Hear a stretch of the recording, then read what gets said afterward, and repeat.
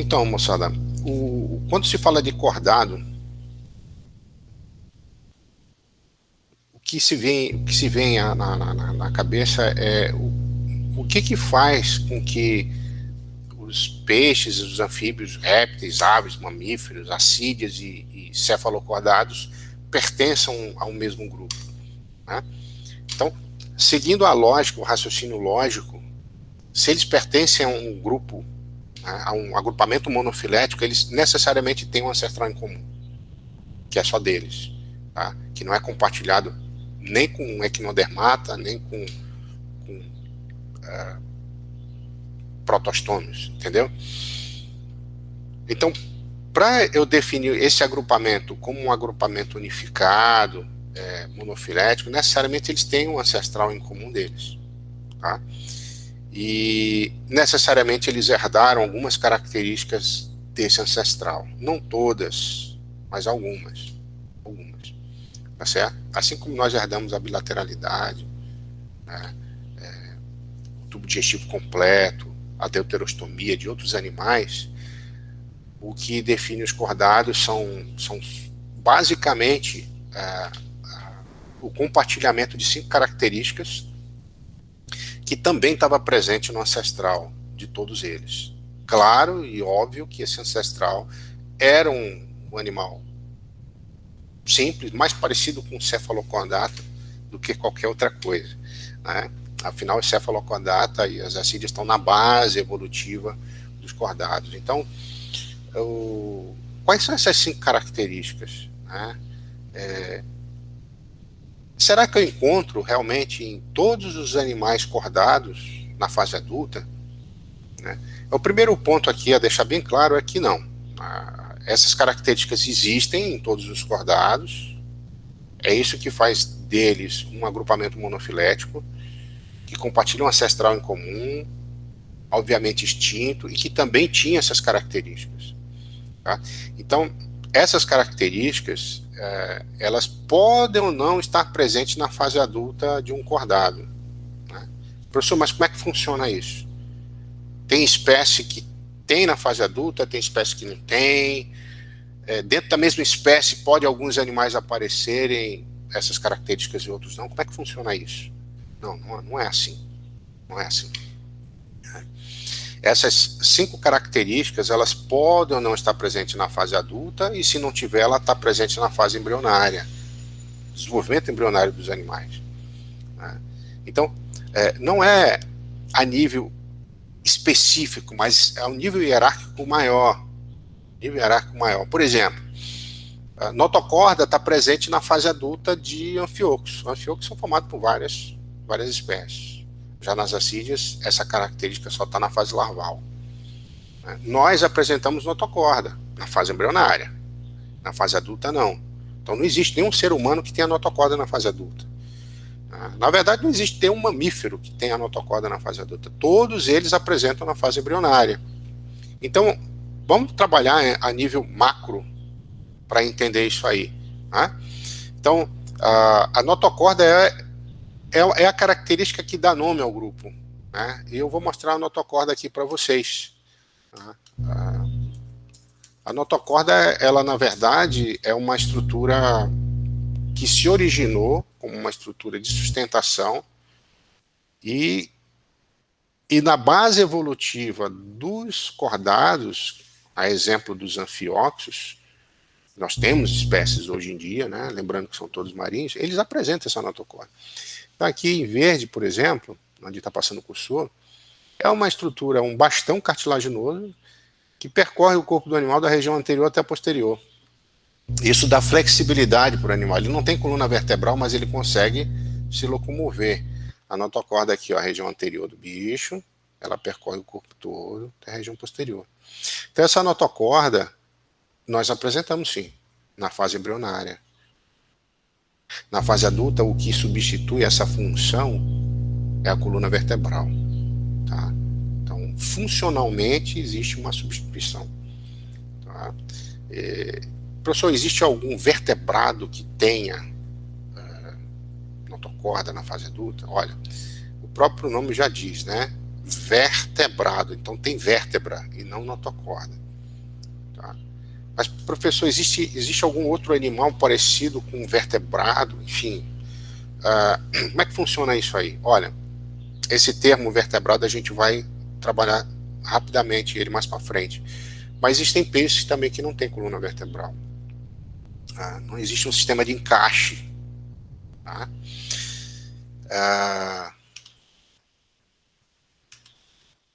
Eu estou projetando a tela aqui. Deixa eu tentando. Eu pensei que estava projetada a tela, tá, moçadinha? Desculpa. Eu vou projetar aqui e recapitular rapidamente o que eu estava falando. Tá certo? Foi um equívoco aqui. O que eu estava mostrando era isso aqui, ó. Tá? Isso aqui é um corte longitudinal de um Amphiox, mostrando a notocorda. Tá? E aqui eu também tenho o lado anterior dele, o lado posterior. Aqui está invertido, né? Então, corte longitudinal mostrando aqui o bastão de cartilagem, tá certo? Então, esse bastão de cartilagem está presente na fase adulta de Amphiox. E tem um agrupamento de peixe muito primitivo chamado agnata que também apresenta. Tá? Os agnatas não têm nenhum tipo de sistema de encaixe como vértebra, né? Como um peixe-serra tem, como um bagre tem, como um tubarão tem, só que o tubarão é de cartilagem, mas é vértebra encaixada, né? Imagina a vértebra sendo encaixada aqui. Então, na fase adulta eu só tenho os anfioxos e os agnata com notocorda. Tá? Por incrível que pareça, existem peixes que não têm coluna vertebral. Tá? Então, a sustentação do bicho é feita pela notocorda.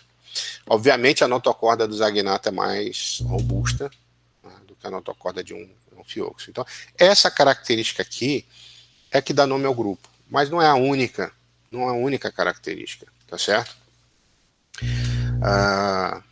Então, vai ficar como uma atividade para vocês, tá? Vocês vão pegar a sídia, todos os protocordata, a sídia, anfioxo, né? E vai pegar os cordados, os peixes, os anfíbios, répteis, aves, mamíferos. Você vai anotar essas 5 características que eu estou comentando aqui, já comentei a primeira, e você vai fazer uma tabelinha, tá? Isso vai ajudar muito a compreensão de você.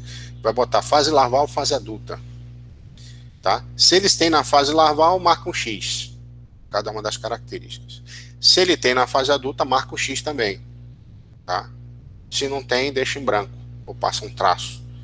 E aí você vai ter uma noção comparativa entre todos os cordados, seja ele proto ou não protocordata, né? De todos os cordados aqui apresentados, se essas características que são compartilhadas por todos, quais deles apresentam na fase adulta. Então, se tem ou não na fase adulta, não interessa.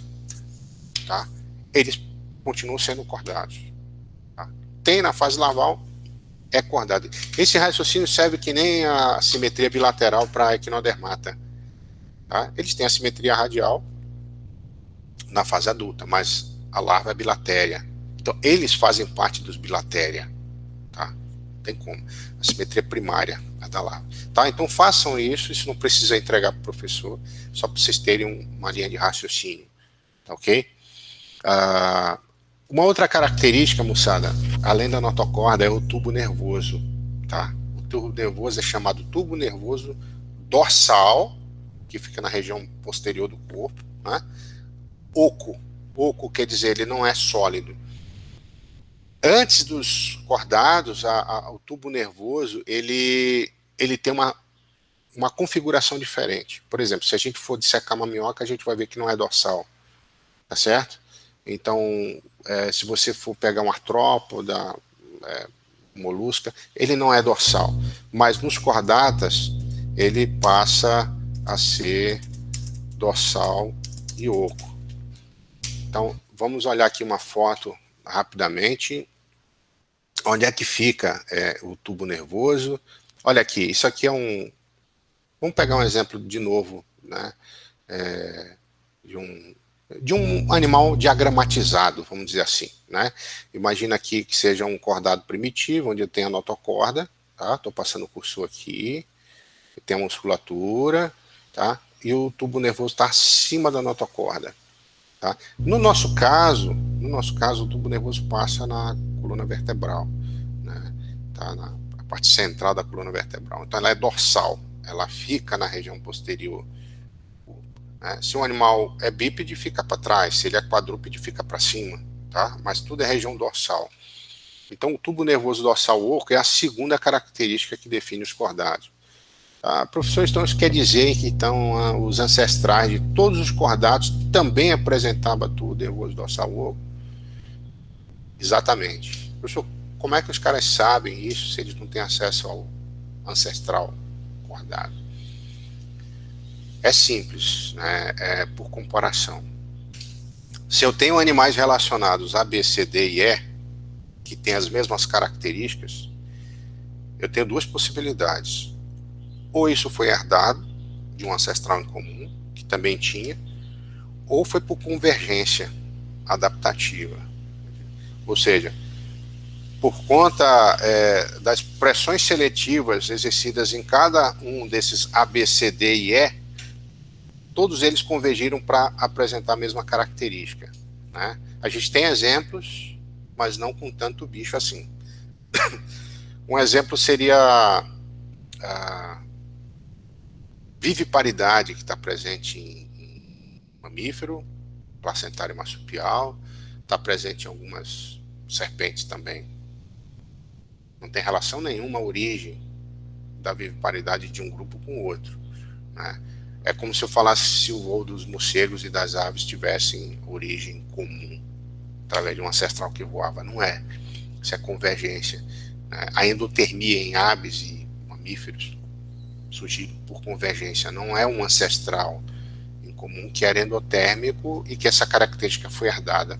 Mas quando você tem 5 grandes agrupamentos, né, todos os cordatos e os protocordatas apresentando caracteres, isso aí é um indicativo econômico de que foi herdado, tá? Então não dá para pensar em convergência adaptativa. E obviamente o desenvolvimento embrionário ele te permite confirmar isso, tá? Então, além do tubo nervoso dorsal oco e da notocorda, eu tenho fendas faríngeas. Obviamente nós não temos fendas faríngeas, mas na fase larval nós, humanos, apresentávamos, tá? As fendas faríngeas, elas se preservam na fase adulta dos anfióxos, né? E elas são substituídas nos cordados por brânquias ou por pulmões, tá? A origem disso aí não necessariamente é que uma fenda faríngea se modificou, tá? Então são tecidos daquela formação triblástica que origina as diversas partes do corpo, mas funcionalmente, né, eu posso fazer uma comparação. Então, fenda faríngea no anfíoxo está presente na fase adulta e, nesse caso aqui, serve para fazer um sistema de filtragem, né? É um sistema de filtragem das partículas e o anfíoxo ele secreta um muco através de uma glândula chamada endóstilo que faz com que as partículas alimentares se retenham nesse filtro, né, aqui ilustrado, e aí o animal se alimenta, tá? Aqui estão as fendas faríngeas, tá? Nesse outro desenho aqui, ó. Ok? Deixa eu aumentar. Ó, fendas faríngeas. E fica para dever de casa de vocês me confirmarem se para os animais, os demais cordados, se essas fendas faríngeas permanecem na fase adulta ou só estão na fase larval, tá? Lembra, incluam as acídeas, cefalocordata, dentro do grupo dos protocordata e todos os cordados também. Então, essas fendas faríngeas, elas estão presentes, então, na fase embrionária e pode ou não alcançar a fase adulta em alguns. Essa é a terceira característica. A cauda pós-anal, muscular pós-anal, é a quarta. A cauda muscular pós-anal, ou seja, fica atrás da abertura do ânus, né? Deixa eu aumentar aqui só um momentinho. Ela